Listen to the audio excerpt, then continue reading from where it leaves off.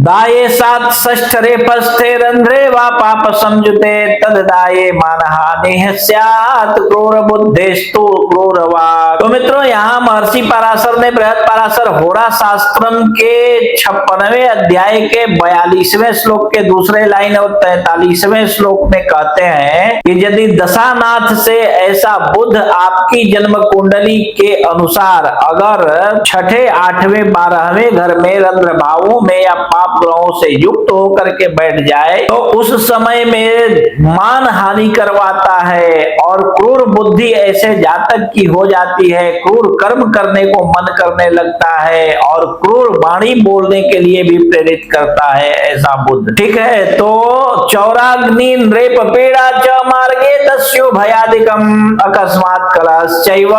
बुध भुक्तो न संशयः। तो मित्रों, महर्षि पराशर यहाँ पे 43वें श्लोक और 44वें श्लोक के पहले लाइन में कहते हैं कि ऐसा बुध यदि आपकी जन्म कुंडली के अनुसार अपनी दशानाथ से छठे, आठवें, 12वें में या पाप ग्रहों से युक्त होकर के बैठा हो या गोचर कर रहा हो तो अकस्मात कलह आपके जीवन में होने लगता है। जो बच्चे आपका कहा मानते थे, जो पत्नी आपकी अनुगामिनी थी, वहां पे झगड़ा होने लगता है, कलह होने लगता है। अपने अच्छे मित्रों से, स्वजनों से कलह होने लगता है। चोर आदि का भय सदैव बना रहता है, राजा का भी भय सदैव बना रहता है, कहीं से रेड न पड़ जाए, कहीं किसी बात में मैं फंस ना जाऊं, इस तरह का डर बना रहता है। और मार्गे दस्यु भयादिकम, यानी कि चोरों का भय, रास्ता में कहीं यात्रा करते हैं तो पॉकेट न मरा जाए, कुछ सब छीन छोन न ले कोई, ऐसा स्थिति जो है ऐसे बुध की दशा में, बुध का समय जो चल रहा हो उस समय में ऐसे जातक के जीवन में होता है। ठीक है ना। यहाँ पे अब 44वें श्लोक के दूसरे लाइन और 45वें श्लोक में कहते हैं कि द्वितीय द्युननाथे तो महाव्याधि भयंकर अश्वदानम प्रकुर्वीत विष्णुर्नाम सहस्त्रकम सर्व संपत् प्रदम विप्र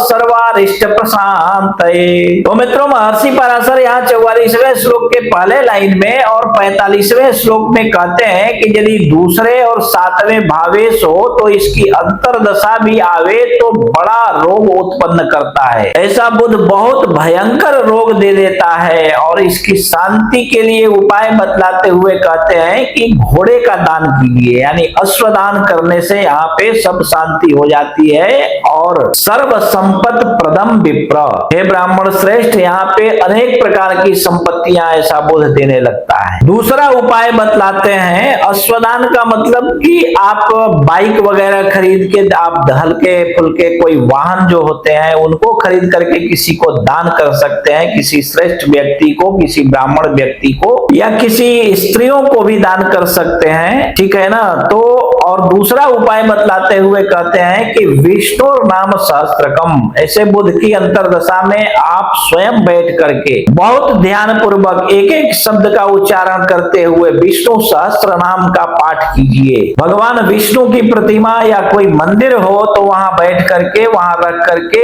और उनकी थोड़ी सी पूजा करके और फिर विष्णु सहस्त्र नाम का पाठ कीजिए। ऐसा करने से कहते हैं कि सर्व संपत् प्रद विप्र